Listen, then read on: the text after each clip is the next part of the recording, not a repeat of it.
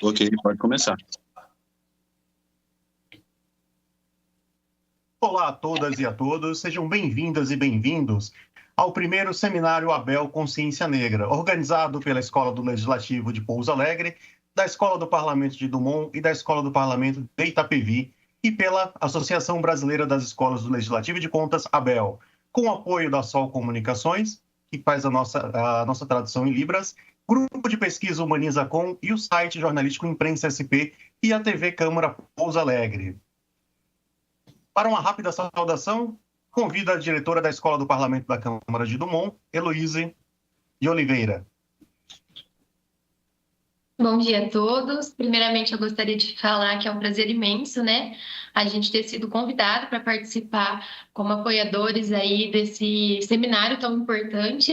Vou ser bem breve, a gente está muito feliz de, apesar de ser uma Câmara pequena, estar fazendo parte de um evento tão grandioso, de um assunto tão importante como esse, tá bom? Muito obrigada a todos. Convido agora o presidente da ABEL, Roberto Eduardo Lamari. Lamari, seu áudio está mutado. Exato. Eu percebi. Antes de você falar, eu percebi. Mas, bom, olá a todos e a todas. Eu queria parabenizar aos companheiros aí, companheiras que estão propiciando a oportunidade de fazer esse primeiro seminário de consciência negra. O tema é extremamente importante. Eu acho que todo tipo de preconceito, seja qual for, é um simbolismo de preconceito, de ignorância, né? Então, é importante que a gente leve esse tema, fale de políticas públicas, como eu vi todo o calendário aí desse seminário, que é extremamente interessante. Então, um bom evento a todos, e eu vou acompanhar na medida do possível, mas vai ficar gravado e eu vou acompanhar tudo. Obrigado, Lamari. Convido agora a diretora da Escola do Legislativo, Emanuele Barreto, a Escola de Pouso Alegre. Bom dia, Marcelo. Bom dia aos nossos queridos apoiadores e realizadores desse grande evento. E um bom dia especial para quem está acompanhando aqui com a gente agora ao vivo. Falar desse assunto, a gente falar das desigualdades que ainda existem no nosso país e por que elas existem, é muito importante. Então, um seminário como esse, promovido pela ABEL, que é a Associação Brasileira das Escolas do Legislativo e de Contas, demonstra a nossa preocupação enquanto escolas do Legislativo, escolas de governo, de abordar esse assunto, aprofundar essa temática e trazer essa discussão. Quero agradecer especialmente aqui o professor Jefferson Mariano e agradecer especialmente também o vereador Alex, que abrem aí o nosso seminário. E agradecer a Sol Comunicações por fazer a interpretação em Libras, garantindo a acessibilidade plena do evento. Agradeço imensamente. E a equipe técnica da Câmara de Pouso Alegre, a TV Câmara e o TI, que possibilitaram o nosso encontro aqui, nacional, todos nós geograficamente distantes, mas muito próximos nos ideais e, sobretudo, na ideia, na tentativa de dar a nossa pequena contribuição, mas uma importante contribuição para a construção de um Brasil mais justo, mais igualitário e com menos desigualdades raciais. Manu, obrigado. E damos início agora ao nosso seminário Abel Consciência Negra, tem como tema Educação Legislativa e a Pessoa Preta no Município.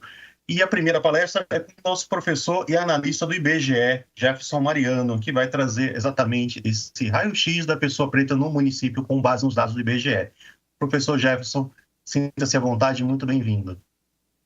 Bom, olá, é um prazer estar aqui, sinto-me muito honrado pelo convite, falo em meu nome, em nome do IBGE, é uma honra estar presente nesse evento e poder tratar um tema tão importante, a questão das desigualdades associadas à questão raça e cor. Então, é claro que o tema é bastante vasto, a gente precisaria de bastante tempo, Eu fiz um recorte muito pontual para que nós pudéssemos ilustrar o que acontece, o que acontece no país, o que acontece especialmente na localidade, o que acontece na unidade da federação, na unidade da Federação de Minas Gerais em específico, né, para a gente pensar como implementar políticas públicas para reduzir essas assimetrias. Então, o objetivo, quando nós realizamos um mapeamento e trazemos informações sobre os indicadores sociais da população negra, tanto no Brasil quanto em âmbito local, é poder pensar estratégias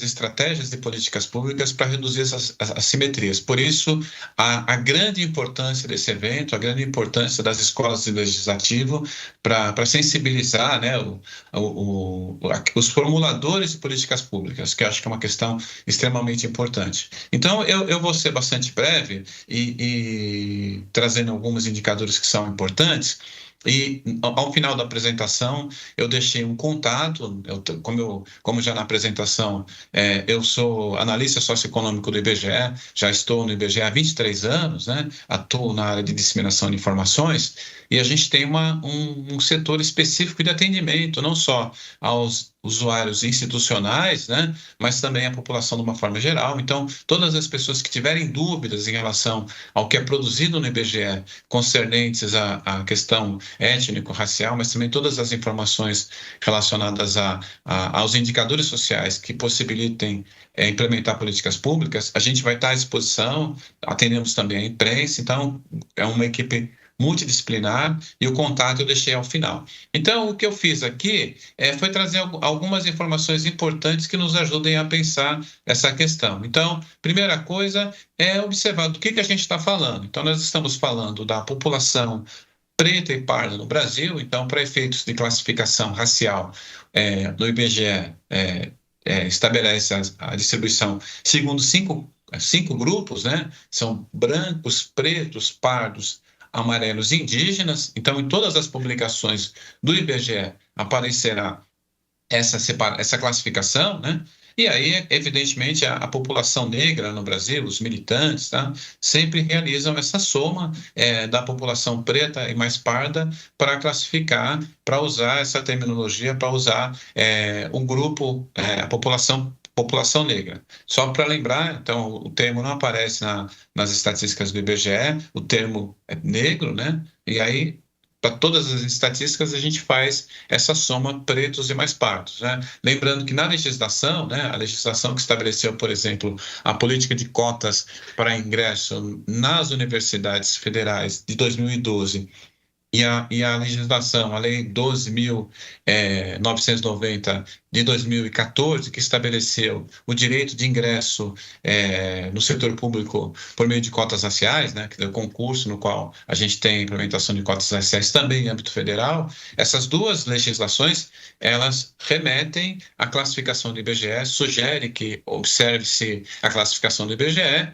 e aí considerando a população preta e a população parda. Por isso que é importante essa classificação. Mas eu trouxe esse mapa do Brasil, então cada pedacinho desse aqui representa 0,5%, para a gente dar uma olhada na participação. Então a gente já percebe que, por exemplo, esse é o dado mais recente, de 2022, que mostra majoritariamente uma população negra no Brasil. A maior parcela da população brasileira hoje, se a gente somar os 20 milhões de pretos mais os 92 milhões de pardos, né, a gente tem a maioria da população hoje no Brasil uma população negra. Isoladamente, os pardos já são superiores aos brancos em termos quantitativos. Por isso a importância dessa discussão, né, para resolver as assimetrias relacionadas à questão racial, né? E aí, eu trouxe uma tabela específica, porque a gente está falando do local, né? Eu trouxe uma discussão mais abrangente, mais em âmbito do Brasil, mas eu trouxe aqui uns números para a gente observar a questão regional, a questão aqui de Pouso Alegre. Eu trouxe uns dados do município para vocês observarem o seguinte: o crescimento da população negra entre 2010 e 2022. Então, nós observamos esse crescimento no Brasil, né? Então, por exemplo, no Brasil, em 2010, a população branca ainda era a maioria, né? E o que acontece? A partir de 2022, a gente tem essa mudança, a população parda passa a ser a maioria, né? E aí o que acontece? Isso acontece no Brasil, acontece também no estado de Minas. Vocês vão observar aqui que no estado de Minas também a população já é maioria, E no município de Pouso Alegre, apesar de não ser a maioria, há um crescimento absurdo, né? Então, a população parda, por exemplo, era de 26 mil pessoas, passa para 42 mil pessoas, né? Então, quase que dobra, né? Há um crescimento da população branca, vocês estão observando aqui, de 96 mil, mas passa para 98, é um crescimento mais tímido. Então, a gente tem esse processo de grande crescimento da população negra, por isso a importância desse debate, né? Então, se nós somarmos aqui pretos e pardos em Pouso Alegre, são quase 53 mil pessoas, né? Então, é um grupo populacional bastante grande e esse fenômeno a gente pode observar nos demais municípios. Então, é desse grupo populacional que a gente está falando, lembrando que quando a gente fala de racismo, a gente fala de políticas públicas de inserção da população negra no Brasil, a gente não está falando especificamente da população negra, a gente está falando do Brasil, né? Quer dizer, não é inadmissível, né? O problema do racismo, o problema da desigualdade racial não é um problema específico da população negra, é um problema da sociedade brasileira. Não é possível a gente pensar uma federação com um quadro tão elevado de desigualdade. Então, é um problema que a sociedade precisa resolver, né? Então, eu trouxe essa tabela, né, para vocês observarem. E eu trouxe, aí falando já de modo específico, das desigualdades. Então, a gente pode observar, por exemplo, mais um dado que é recente, um dado que foi divulgado agora em 2022, o dado do censo de 2022, que a gente tem novamente a comparação entre 2010 e 2022, que vocês vão poder observar, esse crescimento da população preta e parda, já mostrando-se a maioria da população brasileira, mas já a gente começa a observar alguns marcadores sociais importantes. Por exemplo, a idade mediana por cor e raça. Então, para quem está pouco familiarizado, o que é a mediana? Quando a gente pega a distribuição dos eventos e observa metade da distribuição desses eventos, ou seja, a primeira metade da população, se a gente pegar a primeira metade da população branca, a idade mediana é de 37 anos, ou seja, metade da população branca, por exemplo, tem esse corte de 37 anos. Quando a gente compara com a população preta e parda, a população preta e parda, se vocês observar aqui, parda 32 e a preta 36. Isso significa o quê? Traduzindo de uma forma muito prática, significa que a longevidade da população branca é muito mais elevada do que a população preta e parda, ou seja, a gente tem um contingente maior de jovens entre a população preta e parda, significa que a expectativa de vida média dessa população é menor, ou seja, os pretos e pardos, a população negra, morre muito mais cedo. Morre mais cedo por conta de quais fatores? Tem fatores associados à questão do acesso a uma série de bens e serviços, condições de saneamento básico, condições de saúde, questões relacionadas aos rendimentos, né? A questão financeira propriamente dita, e também tem a questão que é muito cara à população negra, que é a mortalidade por causas externas. Então, a gente tem uma mortalidade elevada por causas externas. O que é essa mortalidade por causas externas? A violência que graça sobre a população jovem, negra, especificamente do sexo masculino. Então, isso explica, né, a questão da baixa expectativa de vida da população negra quando a gente compara com o conjunto da população, com a população branca e os outros grupos populacionais do Brasil.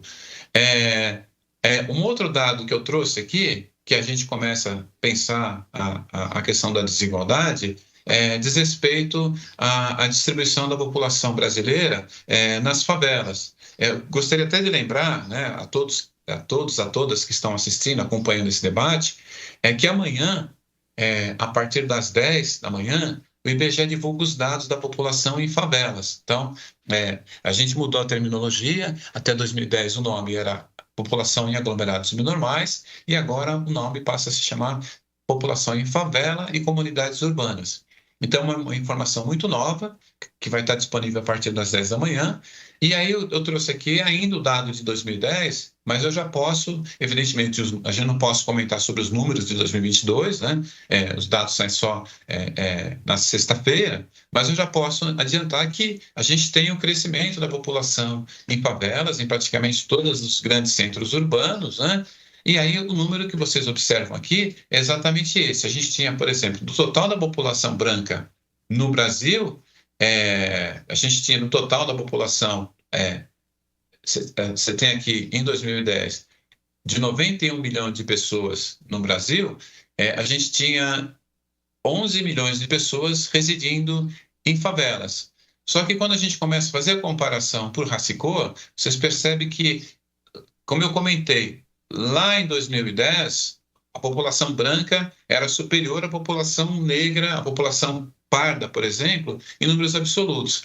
No entanto, quando a gente observa que a população residente em favelas, a população negra é mais do que o dobro da população branca. Então, a gente tinha, por exemplo, 6 milhões e 300 mil pessoas pardas e 1,5 milhão de pessoas pretas que residiam em favelas contra 1,5 milhão de pessoas brancas. Então, é um dado bastante grave, né? E aí já sinaliza, especialmente para os grandes centros urbanos ou para as cidades que tem esses eventos, para que se observe a composição da população nessas localidades e para que a gente tenha políticas públicas voltadas para essa questão. Então, lembrando que passou a se chamar favelas de comunidades urbanas porque, especialmente, a favela é um fenômeno eminentemente urbano e tem uma questão específica, né? Que para ser considerada favela tem que ter pelo menos 50 unidades habitacionais. Mas eu quis chamar muita atenção a esse tema porque a gente vai encontrar a população negra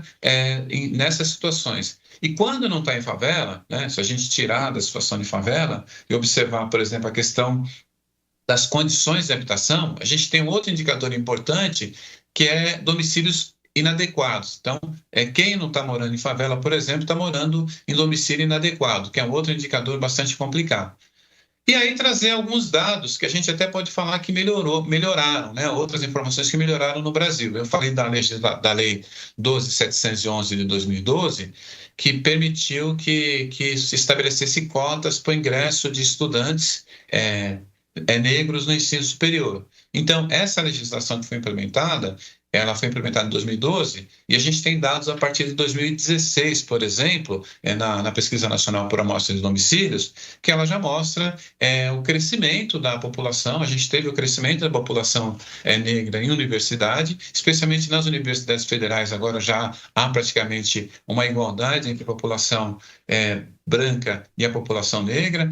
No entanto, ainda existe uma distância quando a gente observa as pessoas de nível superior, pessoas que já concluíram que possuem nível superior. Ainda há uma distância bastante grande entre a população preta e parda e a população branca. Isso é fruto, evidentemente, desse período que nós tivemos de dificuldades para o ingresso nas universidades públicas. Lembrando que a legislação estabelece a obrigatoriedade apenas em âmbito federal, né, em âmbito das universidades federais, e aí o que acontece? Levou um tempo para que os estados, as unidades da federação, implementassem essa legislação. Então, por isso que, inclusive, em algumas áreas, a gente tem uma dificuldade muito grande ainda de encontrar população negra, que é o que eu trouxe aqui também, né?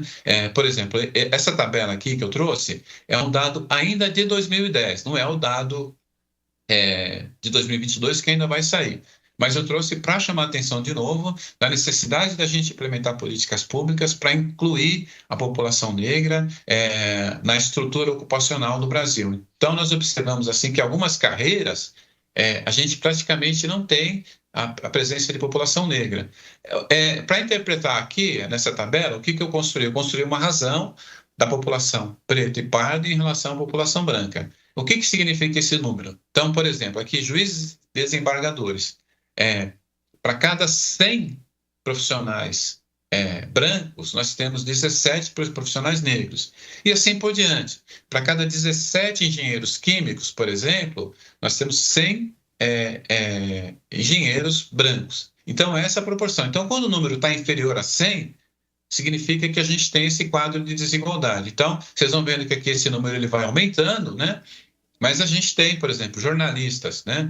A cada 100, a gente tem 28 profissionais de jornalismo negros, né?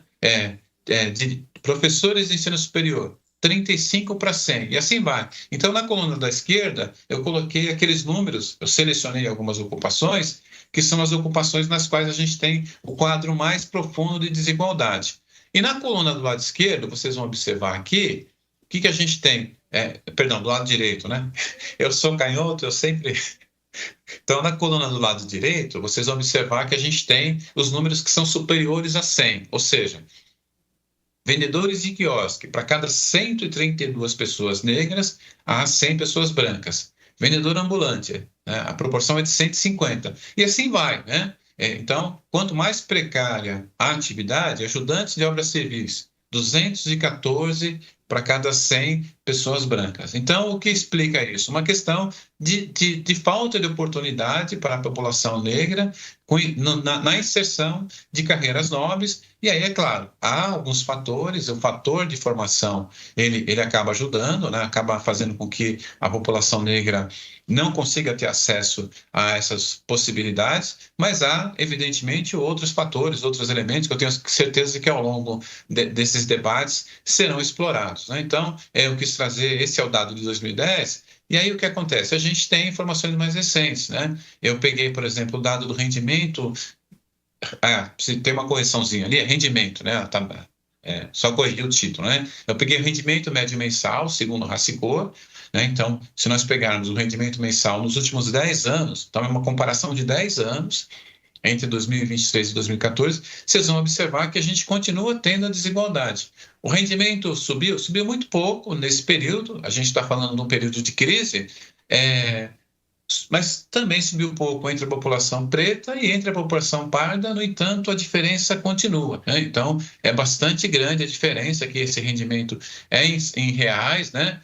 Então, a população branca está lá na casa de R$ 3.700, R$ 3.800, e a população negra, pouco mais de R$ 2.000. Então, é uma distância bastante grande no que se refere aos rendimentos. E aí eu trouxe dados mais recentes com relação às ocupações. Então, porque aquele dado que eu falei para vocês aqui era o dado de 2010. Então, o que eu fiz? Eu olhei lá na Pesquisa Nacional por Amostra de Domicílios, nos dados mais recentes, para a gente explorar algumas categorias. Porque o que acontece? Eu mencionei duas contribuições importantes, que foram as leis de cotas que foram implementadas em 2012 e 2014.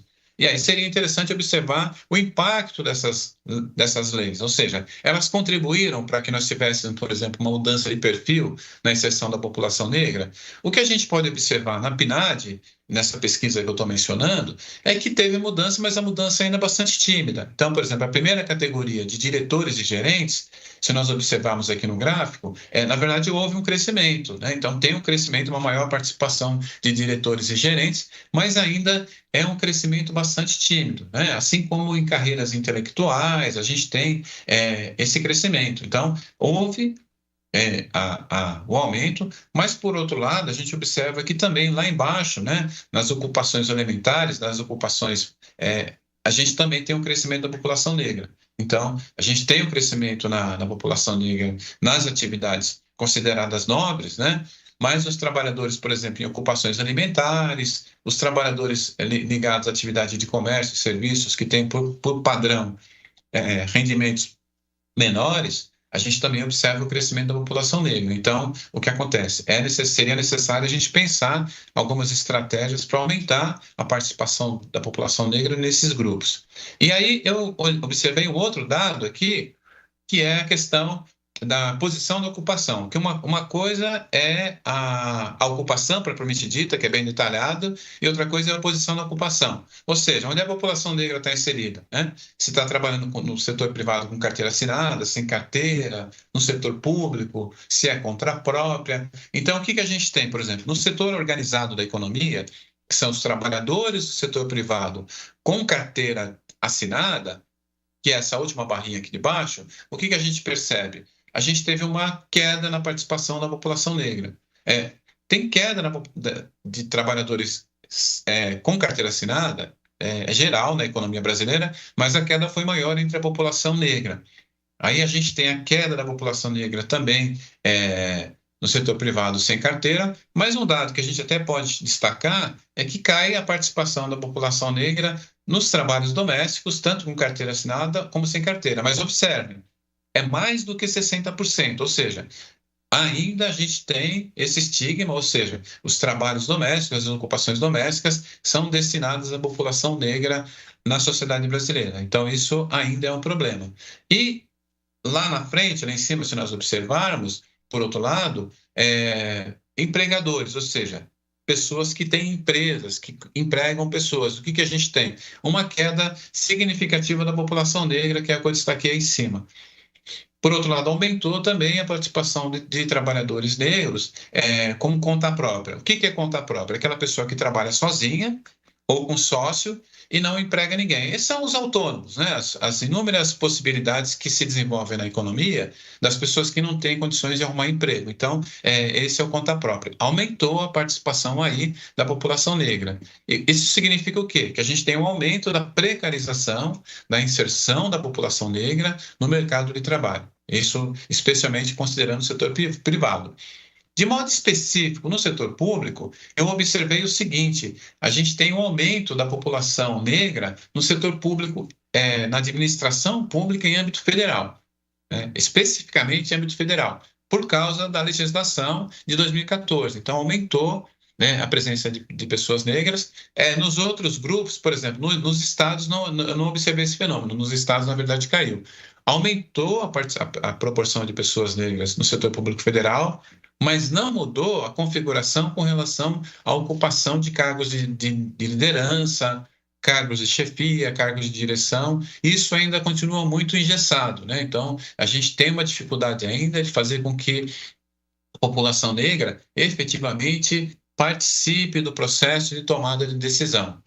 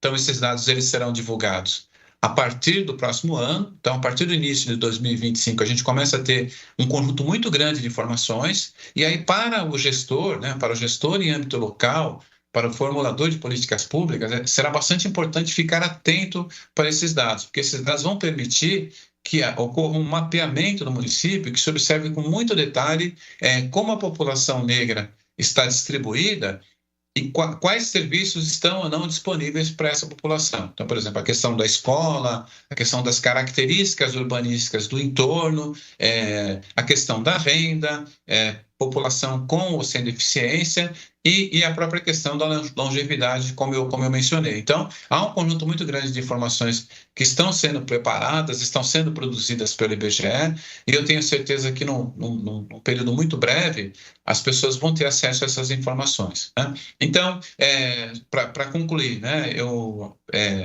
deixo a vocês o contato.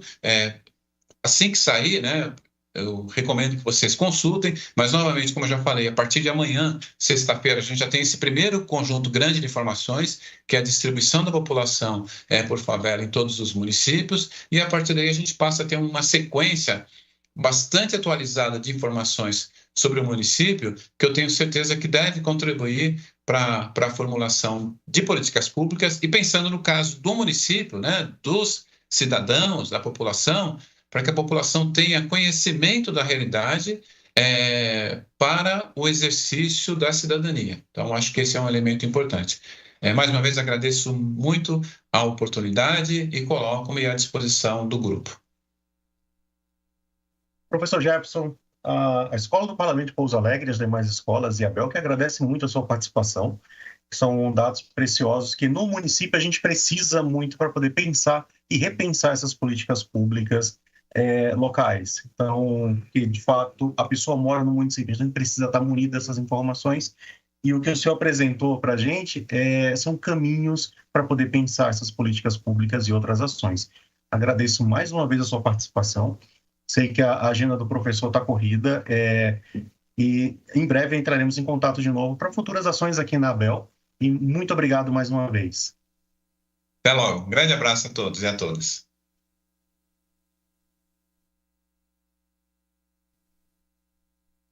Pessoal, obrigado mais uma vez. Vamos passar agora para o nosso segundo painel, que é a palestra Políticas Públicas para a Pessoa Preta no Município, com o vereador e presidente da Câmara de Dumont, Alex Romualdo da Silva. Tá ok, bom dia a todos. Marcelo, muito bom dia, bom te ver novamente, viu? Um abraço carinhoso para você. Eu gostaria de, em nome do presidente da Associação Brasileira das Escolas Legislativas, o Roberto Lamari, deixar um abraço para todo mundo aí, agradecer o convite, tá? É um prazer estar participando. E em nome da minha coordenadora Elô, tá? Agradecer a participação.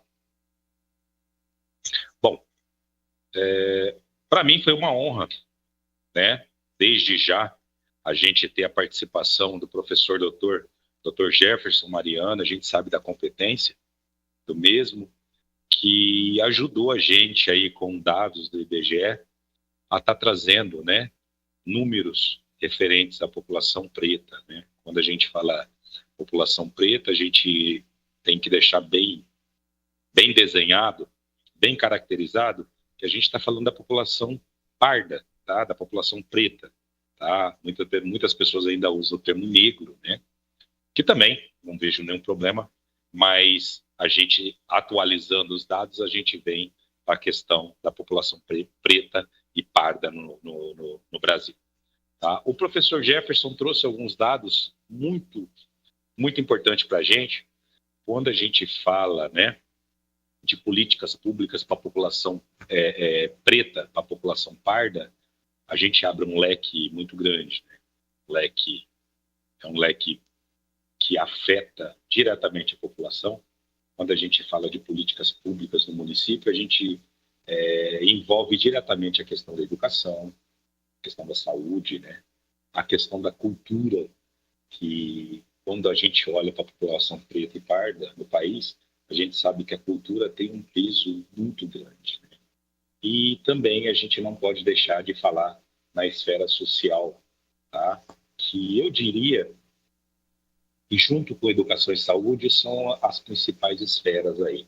Tá? Eu não preciso, depois do professor Jefferson ter dado uma ênfase muito feliz na questão da segurança, né? A gente não precisa nem falar que a segurança é um dos fatores que mais atinge a população preta e parda, até porque a gente vê que são condicionantes que estão diretamente ligados com a questão do tempo de vida, ou a importância que a segurança tem, né? E o que impacta realmente na política pública, no que o município oferece para essa população preta e parda, é a questão da educação, a questão da segurança, a questão da saúde, a questão dos direitos sociais que a população preta e parda tem. Tá? Eu gostaria de focar, eu vou falar um pouquinho das políticas padrões no município para a população preta e parda, e depois eu vou falar um pouquinho do âmbito geral do legislativo. Tá? Eu gostaria até de avisar o Marcelo, o Roberto, que essa vai ser uma opinião pessoal desse presidente. Tá? Para quem não me conhece, me desculpa, eu sou enfermeira Alex, tá? Eu sou enfermeira aqui no município. Além da enfermagem, a gente possui gestão, MBA em gestão. Tá? Eu tenho 4 pós-graduações, tá? Todas referentes à gestão. Já participei de diversas grades de diretoria, seja na prefeitura aqui de Dumont, seja na prefeitura de Sertãozinho, como gestor. E estou no meu 2º mandato de presidente da Câmara do município de Dumont, São Paulo. Tá? Trabalho diretamente na ponta ali, com a população, na atenção básica. Eu sou coordenador da estratégia de saúde da família, tá? Uma estratégia em si que lida diretamente com o perfil da nossa população preta e parda. Então, eu gostaria de focar primeiro aí na saúde, até porque a saúde já leva nós diretamente para outros temas, né? E trabalhando diretamente com a estratégia de saúde da família, a gente lidar com alguns números muito importantes referentes à saúde da população preta. São números alarmantes e eu não poderia deixar de mostrar a minha indignação com a questão social referente à população preta, porque eu estava acompanhando atentamente o professor Jefferson e os números são alarmantes, né? A gente vê que a gente trabalha, formula políticas públicas para o desenvolvimento, para o bem-estar desse tipo de população, e a gente não consegue atingir. Pelo contrário, né? A gente vai ter a atualização dos números novos aí, a gente vê que todas essas políticas públicas, elas estão chegando com pouca força para quem deveria chegar. Isso daí é uma coisa que me alarma, me deixa muito preocupado, e mais para frente eu vou falar o porquê. Tá? Eu estava acompanhando na semana passada, através da Associação Brasileira de Enfermagem, números preocupantes relacionados à população preta, tá, do Brasil. Tá? É fato que as doenças crônicas relacionadas a essa população preta, as que mais atingem a população preta no Brasil, são as doenças de hipertensão, diabetes, doenças renais, tá? Mas tem um dado aí que também me deixa preocupado, que é o dado de doenças infecto-contagiosas, né?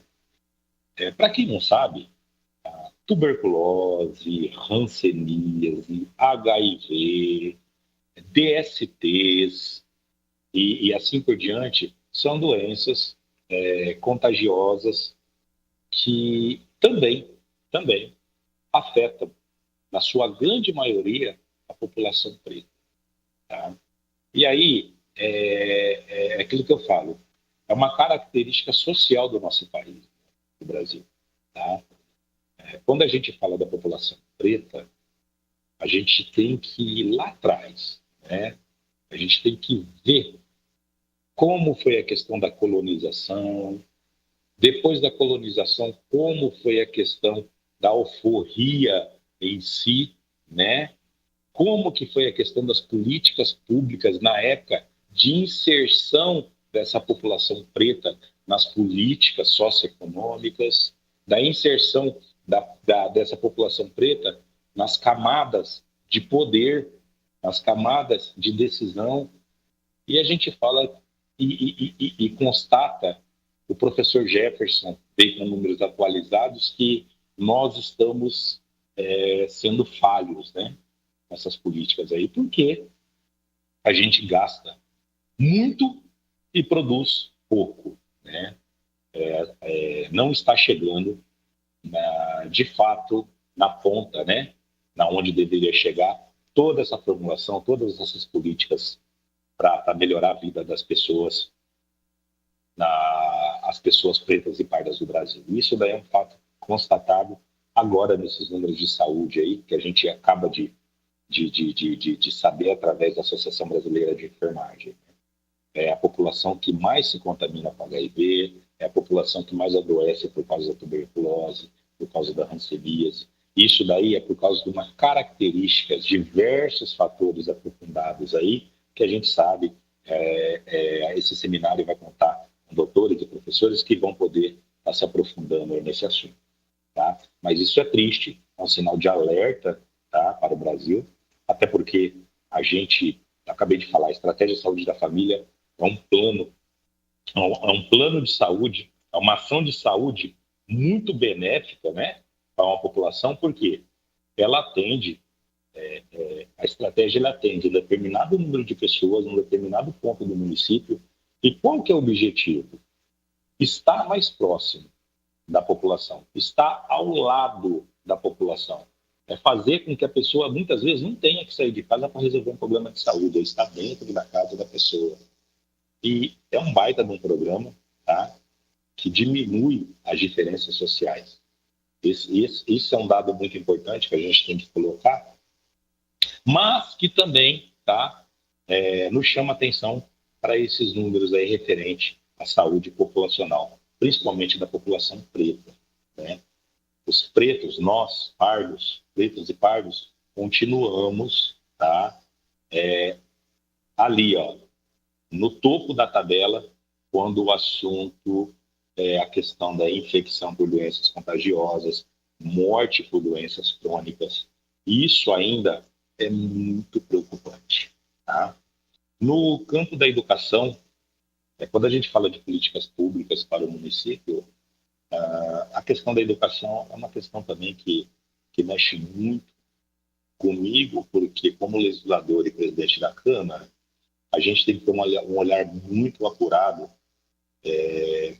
para aquela população que mais precisa. Socialização branca, que é a população preta, nas favelas, nas periferias, naquelas áreas mais pobres, mais humildes, onde muitas vezes o poder público não se faz presente. Quem se faz presente, vocês sabem, né? É o tráfico, tá? São facções, são líderes comunitários, tá, que na falta do poder público tomam conta. Tá? Quando eu falo do poder público, é o poder público, quando eu falo da maneira geral. Tá? Não é só questão do prefeito, vereadores, deputados, senadores, é questão da polícia militar, é questão da segurança em si, não está presente ali, e aí a gente já sabe a novela que vira. Tá? Então eu chamo a atenção do Poder Legislativo para esse tipo de política, tá? Onde realmente deveria chegar nessa camada da população mais humilde, tá? A gente fala, né?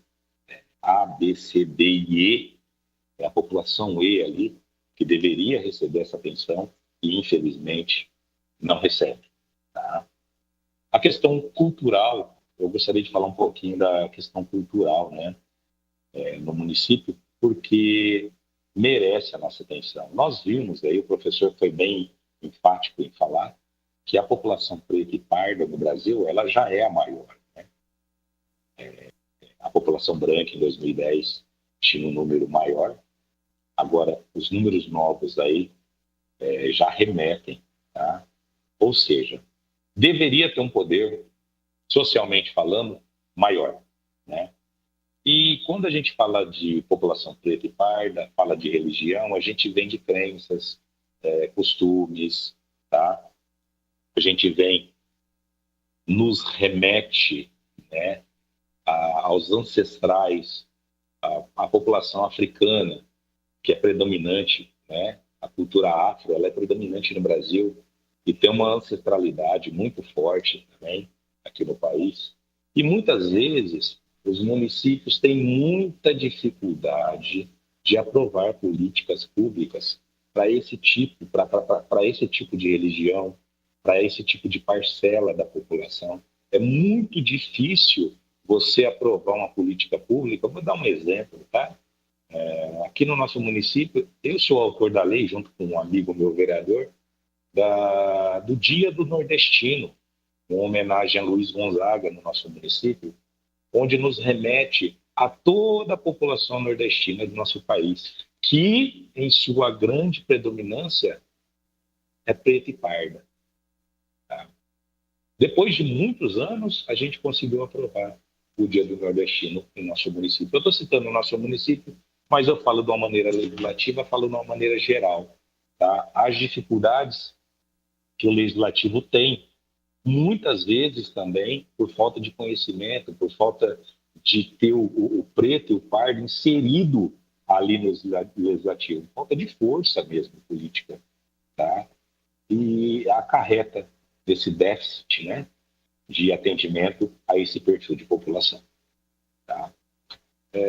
Eu gostaria de fazer um apanhado geral aqui para mim também não me estender muito. E eu gostaria de dar uma opinião pessoal desde já. Gostaria de falar que é uma opinião pessoal desse presidente aqui. A história política do Brasil e legislativa do Brasil, a gente conhece bem, né? Ela foi feita no arco de uma pirâmide, tá? Onde, infelizmente, se desenhou de cima para baixo, tá? Quando a gente fala de cima para baixo, a gente fala das escalas de poder, né? Quando a gente fala de população preta e parda, nós acabamos de ver os gráficos, né? Quando o trabalhador, quanto mais braçal o trabalho, maior o número de pretos e pardos dele. Quanto mais acadêmico for a profissão, menor o número de preto e pardo. Isso é uma coisa que entristece muita gente. Por quê? Nós acabamos de ter as eleições municipais no país inteiro, né? E o que acontece? Quando a gente fala de eleições municipais, e aí eu gostaria de tocar num ponto que o professor Jefferson foi bem enfático ali, ele falou de cotas, né? A gente sabe que foi aprovada uma política de cotas, tá? A gente sabe que tem que ter uma porcentagem de cotas para concurso público, tanto no serviço municipal, como no estadual, como no federal. Porém, o professor deixou uma coisa bem clara ali e uma situação alarmante, né? Para você fazer essa política de cotas acontecer, você tem que ter números atualizados. Você tem que ter no seu município uma relação, tá? De qual a característica, de qual quantidade de pessoas nessa camada preta que você tem para você fazer essa política acontecer no seu município. Fato esse que eu tenho certeza que na maioria dos municípios brasileiros não tem. Tá? Não tem. A gente estava falando com o professor doutor, ele sabe do que eu estou falando. Se não é o IBGE passar esses dados, atualizar esses dados aí, realmente é difícil o município fazer esse trabalho de busca ativa de levantamento de dados, que é o que teria que ser feito para as políticas formuladas dentro do município chegar para a população preta e parda. Tá? Isso é uma falha enorme. E aí eu gostaria de salientar que é uma falha política, tá? Não é uma falha das outras esferas, né?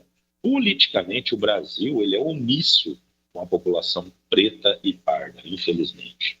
Por quê? Eu tenho um pensamento na minha cabeça. Não adianta você aprovar políticas de cotas na universidade. Por que não adianta? E assim, eu gostaria de colocar, e desde já eu gostaria de reforçar com a opinião minha desse presidente, tá? Não adianta você fazer no modelo que está. Por quê? Nós acabamos de falar que o preto e o pardo ele sofrem social e economicamente com as políticas que o Brasil desempenha hoje em todas as esferas, seja federal, estadual ou municipal. Por quê? Tá? Não se come bem, não... Desde pequeno, o preto e o pardo, ele não tem, tá, uma creche decente. O ensino fundamental não é de acordo da maneira que deveria ser. Tá?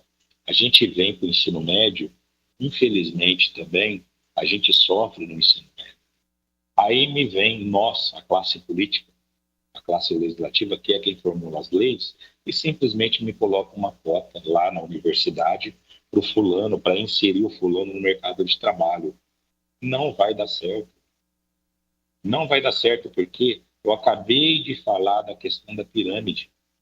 A pirâmide ela não tem que começar de cima para baixo, ela tem que começar de baixo para cima. Nós precisamos de uma política eficiente e eficaz que vai atender o preto e o pardo desde a sua concepção.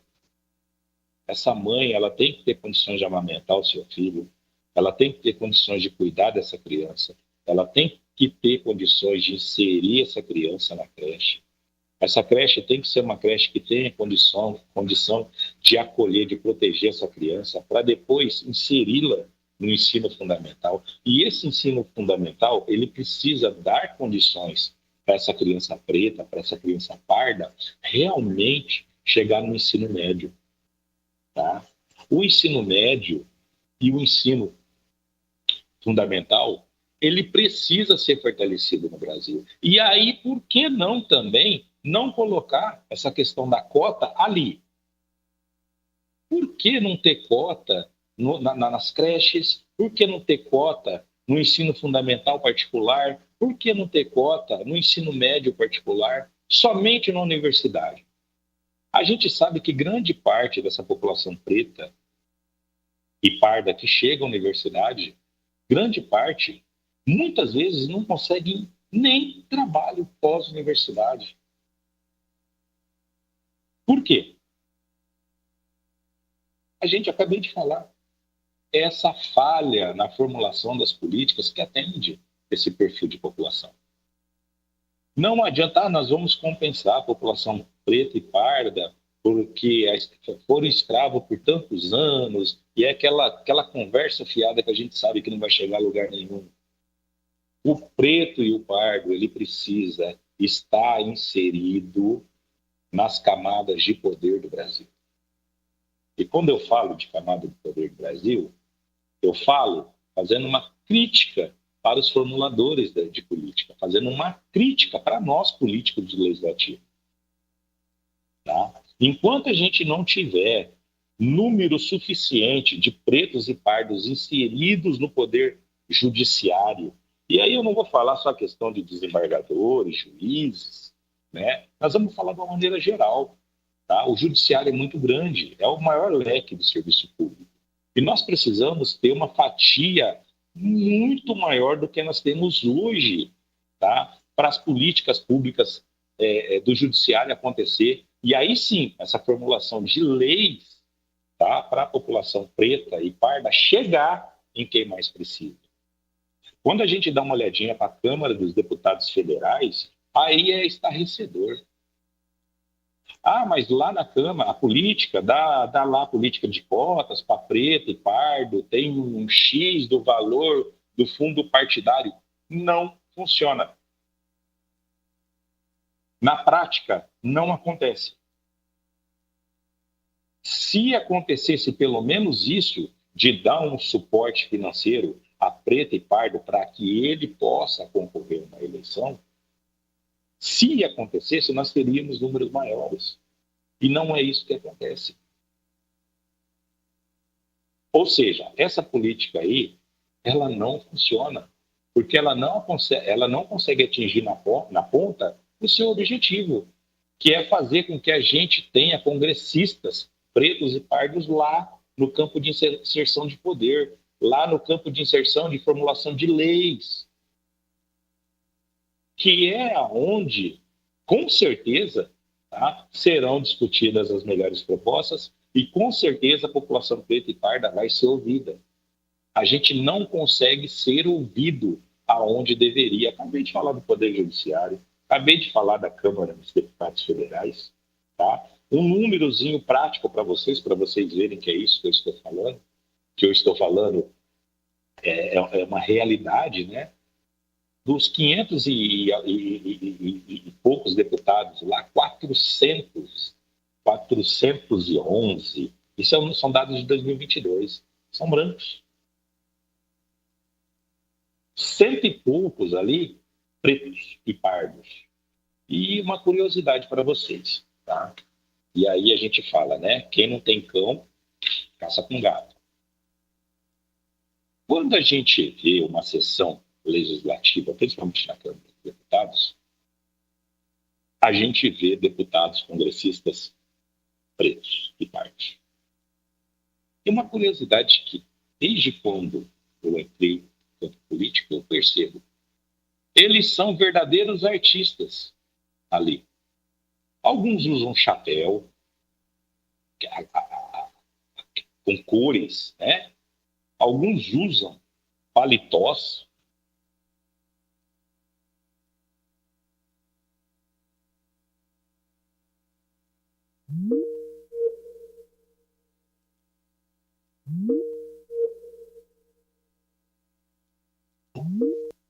Não. Quem não é visto não é lembrado. Isso é uma forma do deputado preto e pardo aparecer. É uma forma de trabalho. Por quê? Se ele não aparecer, se ele não conseguir levar sua mensagem ali dentro, vai ficar pior. E é aí que eu falo. Por que não uma lei onde obrigue o país a ter 30% de desembargadores pretos e pardos? Porque aí, com certeza, nós vamos ter ali, na fonte. Por que não 30% de ministros do STF pretos e pardos? Por que não? Com exceção do Executivo, que é voto popular, o restante das camadas, todas elas poderiam ter cota. E por que não tem? Porque não é interessante. E isso é uma crítica para o Legislativo. Não é interessante. E a gente sabe, quando tem a participação da população preta e parda, nos diferentes níveis de poder, as políticas sociais, elas começam a chegar na ponta. Isso são números. O professor Dr. Jefferson veio com números aqui. E daqui a pouco vai vir com números atualizados. Então, essa é uma falha histórica no Brasil, onde a gente fica enxugando gelo, tá? E não traz para a população preta e parda, e isso é uma dívida, tá? Que o país tem com essa população, não traz para eles políticas de verdade, com vontade de ajudar, de levar ali na ponta as políticas que vão fazer acontecer. Isso é uma falha do Legislativo e eu, como político, eu me sinto envergonhado de muitas vezes olhar para gráficos, saber que o problema não está ali, que nós estamos enxugando gelo, tá?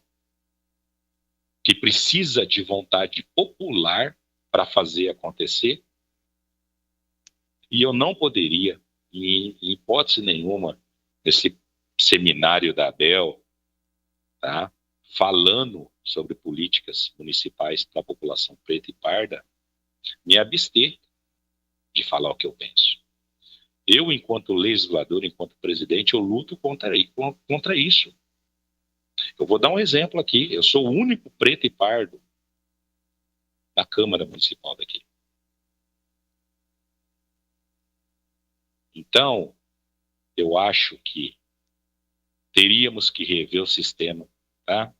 O sistema inteiro. Eu não poderia me abster de dizer a minha opinião para vocês, tá? Peço desculpa se a gente invadiu o espaço de alguém, de algum palestrante que vai entrar aí, mas, infelizmente, o nosso sistema político, principalmente legislativo, que é onde se formulam as leis, é incapaz de formular políticas que realmente vai atender a comunidade preta e parda do nosso país. Porque, volto a falar, enquanto nós não estivermos lá em cima, no topo da pirâmide, tá? Decidindo leis, formulando as leis, nós não vamos conseguir atingir, ter sucesso nessas políticas municipais que a gente tanto trabalha, tanto busca, tanto conversa, tanto levanta números para que a população seja melhor atendida. O objetivo é um só: fazer a vida das pessoas melhorar. Nós não estamos aqui para outra coisa, somente isso, fazer a vida das pessoas melhor. Então, pessoal, eu vou me despedindo por aqui. A Elo vai deixar o nosso contato, tá? E assim, espero ter sido claro na minha explanação. Foi mais uma crítica à formulação das leis, à nossa classe política que tanto deixa a desejar para a população preta e parda do nosso país. Muito obrigado. Professor Alex, perdão, vereador Alex, obrigado pelas palavras e não há problema em trazer sua opinião pessoal, porque ela vem carregada da sua experiência legislativa e da vivência no município, principalmente no atendimento na área da saúde, né? Vereador, eu queria só formular uma pergunta aqui para o senhor, que ouvindo a sua fala, eu fiquei pensando nessa questão. O senhor falou da omissão, a gente tem um sistema federalista, tudo, onde tem a cooperação pactuada ali, né? Cada ente federativo com a sua responsabilidade. Com realidades tão distintas e, ao mesmo tempo, iguais nos municípios, como é que esse federalismo poderia operar de uma forma mais efetiva para os serviços públicos, principalmente em interesse público ali, fossem mais efetivos e trouxessem a resposta que a gente tanto espera para essa dívida que a gente carrega há décadas? Marcelo, quando eu falo que os entes federados, eles estão enxugando gelo há muitos anos, eu não fujo da responsabilidade de falar isso. Se nós no Brasil não pararmos, e assim, parar de verdade para formularmos políticas sociais, e quando eu falo de políticas sociais, abrange um contexto geral, tá? Para formular, para a gente desenhar como vai ser a participação da maior camada da população brasileira, que é a preta e a parda, nos diferentes níveis de poder. Enquanto nós não pararmos para redesenhar isso daí, nós vamos continuar enxugando gelo.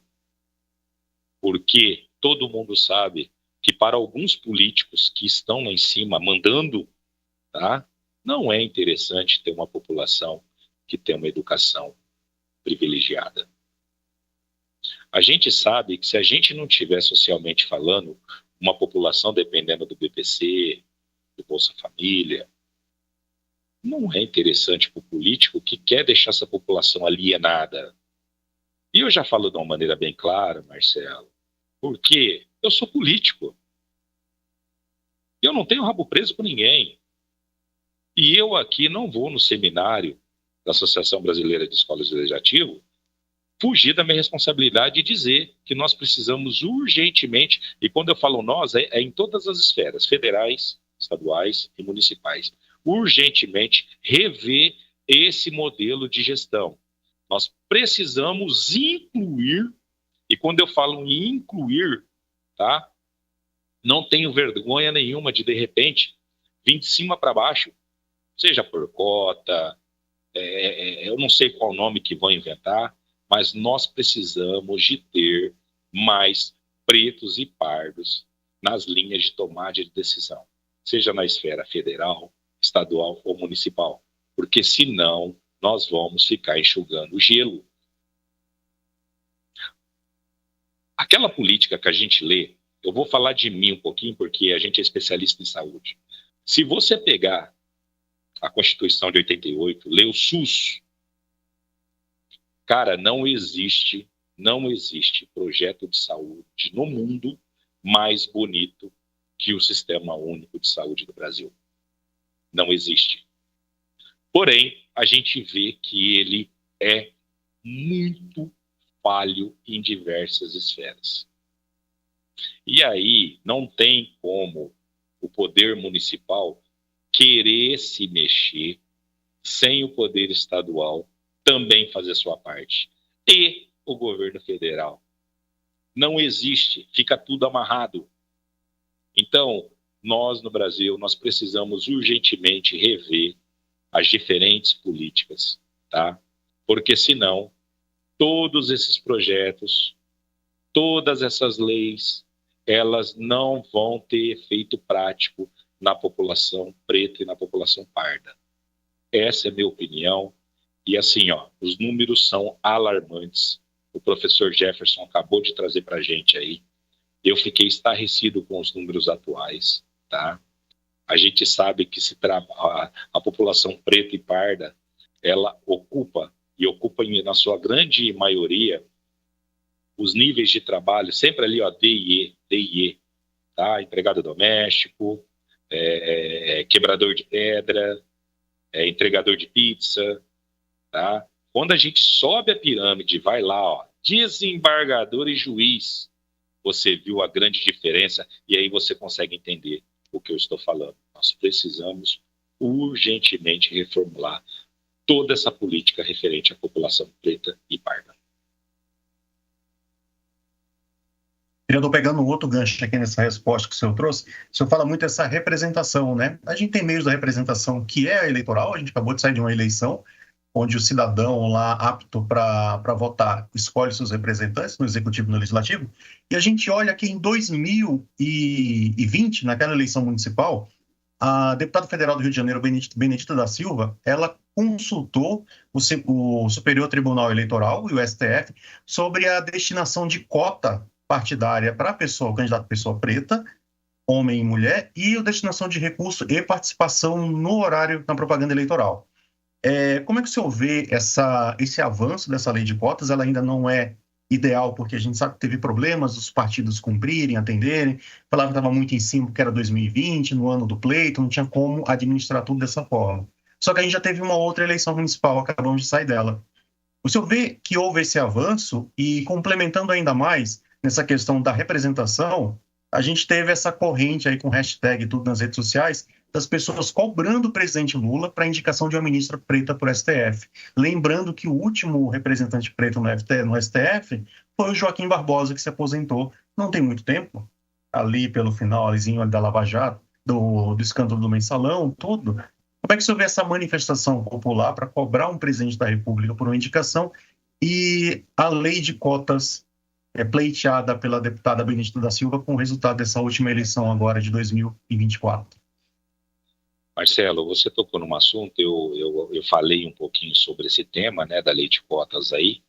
Você tocou numa representante que é uma gigante, né, deputada Benedita. É histórica a participação dela, né, no Congresso, uma pessoa maravilhosa, uma pessoa que realmente luta pela causa.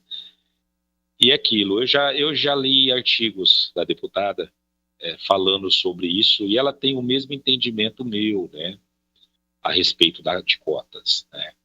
As cotas, quando elas vêm para aquela população que vai ser candidata a cargo eletivo, né? A princípio, o que se pensou? Vamos ajudar financeiramente uma população desprestigiada para que ela tenha condições de se eleger. E o objetivo é colocar essa população nos diferentes níveis de poder no Brasil. Só que a gente viu que literalmente não funcionou. Não funcionou. Não funcionou por quê? Porque é burocrático. Você não tem transparência dos dados. Quando a gente fala de transparência, Marcelo, a coisa vai aquém, né? É muito aquém. Transparência não significa você colocar ali, ó, que destinou X para X e tanto se elegeram. Não é isso, né? É um trabalho muito forte voltado a nos dar, né, indicadores para que se melhore essa lei. E não é isso que acontece. Tá? Eu sou presidente de partido, eu falo com propriedade, eu não consigo entender porque eu tenho 10 candidatos pretos e pardos no nosso município e somente um é beneficiado pela lei. Eu acredito que a lei deveria beneficiar todos. Então, eu vou partir do princípio que realmente não funcionou. Tá? Essa lei ela precisa ser aprimorada. Com relação, nós falamos aí do nosso ex-ministro do STF, né? Uma pena, né? Uma força muito, muito grande que a gente tinha ali. E eu fico mais triste ainda com a classe política, porque nós estamos discutindo uma coisa que não era nem para ser discutido. Era para ser lei. Se tem 2 negros, 1 negro, 3 negros, saiu, é automático, já deveria ter sido reposto. Não era nem para a gente estar discutindo isso. É por isso que eu falo que às vezes eu dou uma olhadinha para a classe política, eu tenho vergonha. Está muito na cara o que tem que ser feito, só não faz por causa da falta de vontade política de fazer acontecer. Tem coisas que é muito cristalino. Mas a gente sabe do poder, sabe da força de outras fontes, né? E infelizmente, Marcelo, infelizmente, quem perde com isso, tá? É a população preta do país, é a população parda. Quem perde com isso é o país, porque hoje nós somos a maioria e, infelizmente, nós estamos sendo o último a ser ouvido. E enquanto a gente não tiver voz no nosso país, através das políticas públicas, enquanto nós não estivermos inseridos, tá, nas diversas classes de poder, nós não teremos voz. Nós não teremos a voz que nós queremos ter, infelizmente. Eu acho que eu consegui responder, né, Marcelo, sua pergunta aí. Conseguiu sim, vereador. Foi bem esclarecedor. Então, na sua visão, a gente ainda teria uma longa estrada pela frente para ter essa igualdade, tanto de raça quanto de gênero no ambiente político? Nós estamos anos-luz, né, de ter igualdade, né?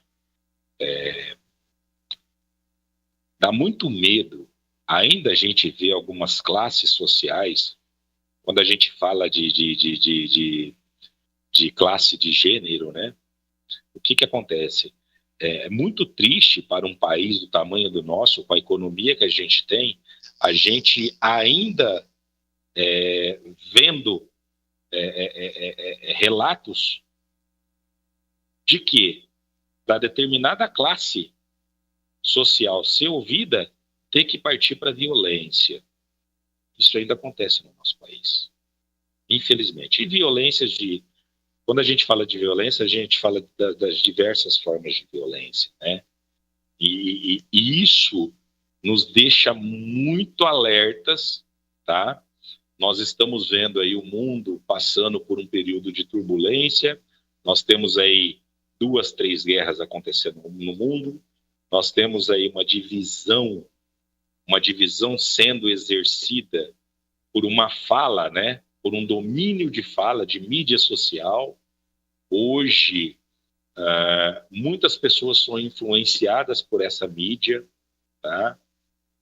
Você não tem um contexto geral do que realmente é A ou B, você tem um resumo geral de uma coisa que você não sabe se vai servir para você na sua casa, no seu lar, na sua família, tá?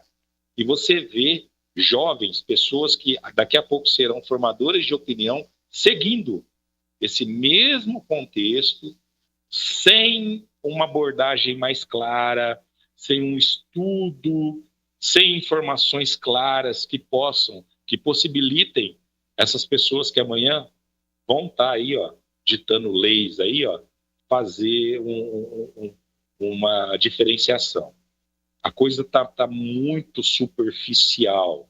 E isso é muito perigoso, principalmente para o debate das ideias, né? Quando a gente quer debater ideias, nós temos que ter ciência absoluta do que nós estamos fazendo para a gente chegar num denominador comum.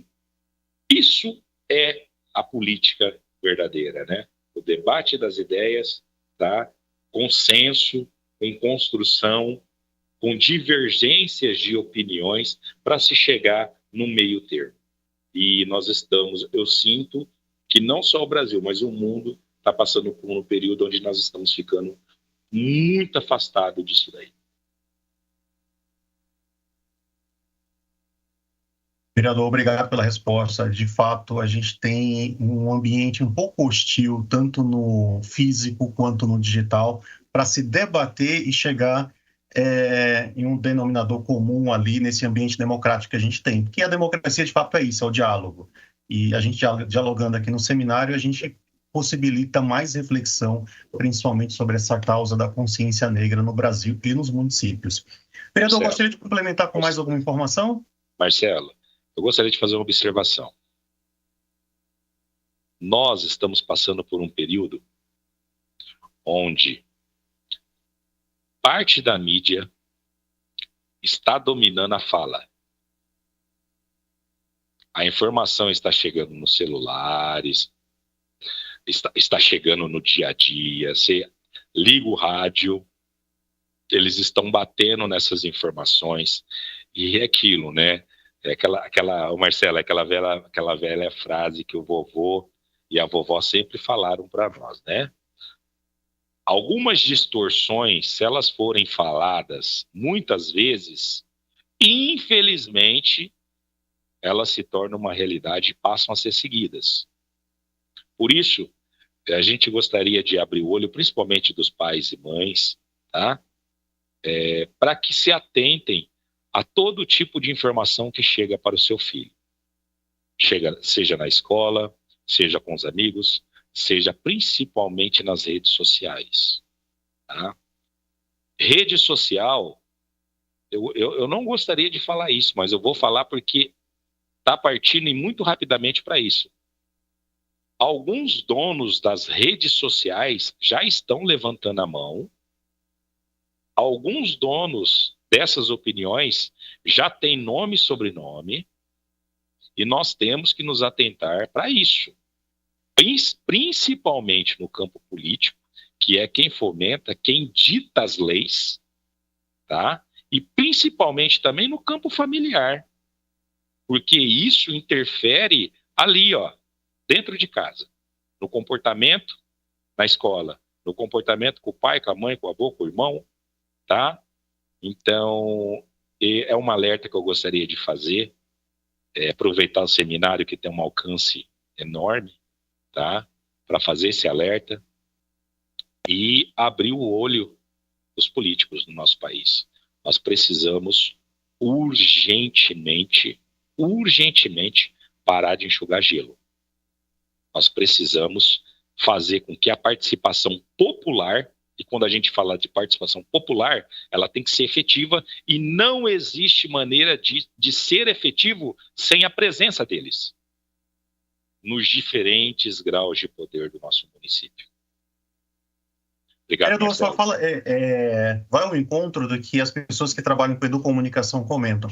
E nesse ambiente de comunicação rápida, digital, a gente precisa capacitar as pessoas para interpretar, interagir, pesquisar, criar o próprio conteúdo para responder aquela informação que ela recebeu. Então, é algo que a gente precisa trabalhar muito, e as escolas do Legislativo vêm trabalhando isso até em parceria com o Instituto Palavra Aberta, que é um parceiro da ABEL, para desenvolver ainda mais essa capacidade na sociedade de poder interagir de uma forma mais segura e consciente com o conteúdo que ela recebe na internet. Vereador, quero agradecer muito a sua participação. Foi uma fala muito enriquecedora e complementadora com o professor Jefferson Mariano, que a gente trouxe os dados do IBGE ali. Ainda vão sair mais dados na próxima sexta-feira agora.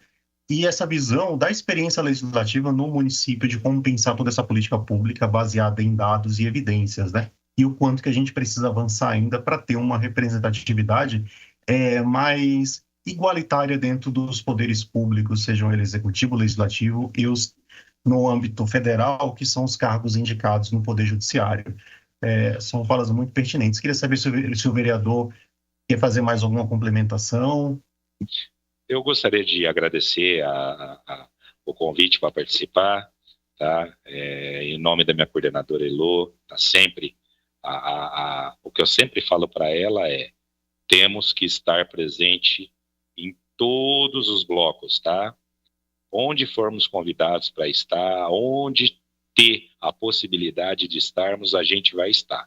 Tá? A união faz a força, ninguém faz nada sozinho, e é o modelo, Marcelo, é o modelo que nós apostamos desde quando nós assumimos a Câmara Municipal. Nós apostamos na educação. Tá? A Associação Brasileira das Escolas Legislativas nada mais é do que trazer conhecimento, discutir conhecimento, e fazer com que a participação popular realmente seja efetiva, tá? Então, vocês estão de parabéns, eu agradeço demais vocês e eu estou à disposição. Nós que agradecemos, vereador. Aproveito para comentar que na próxima semana, no dia 14/11, também a partir das 9 horas, teremos mais 2 encontros, onde a gente vai debater outras perspectivas da população preta no município, no estado e no âmbito nacional. A primeira palestra vai ser a mulher preta na sociedade brasileira, então a gente vai focar exatamente nessa mulher que por décadas ela vem mantendo lá e sendo negligenciada em algumas políticas públicas. E a palestrante vai ser a Ana Mielke, jornalista e mestre em comunicação social pela USP e militante negra, feminista e defensora dos direitos humanos. Na sequência, a gente vem com a palestra sobre a representatividade da população preta na mídia, com a jornalista Alitane Rocha, que é editora do site Mundo Negro e colunista da Agência Mural de Jornalismo Periférico. Então, nos encontramos também aqui na semana que vem, nesse mesmo canal aqui do YouTube. Aproveito para agradecer aos nossos apoiadores, a Sol Comunicações, pelo trabalho aqui do Aslan como intérprete de Libras, e a nossa colega também interpretou antes do Aslan. O grupo de pesquisa Humaniza.com, o site Imprensa SP e principalmente a TV Câmara Pouso Alegre pela transmissão e o excelente trabalho técnico aqui para colocar esse seminário no ar e deixar ele com um alcance ainda maior. Agradeço a todos pela participação e aguardo vocês na próxima quinta-feira, dia 14/11, a partir das 9 horas. Muito obrigado, pessoal.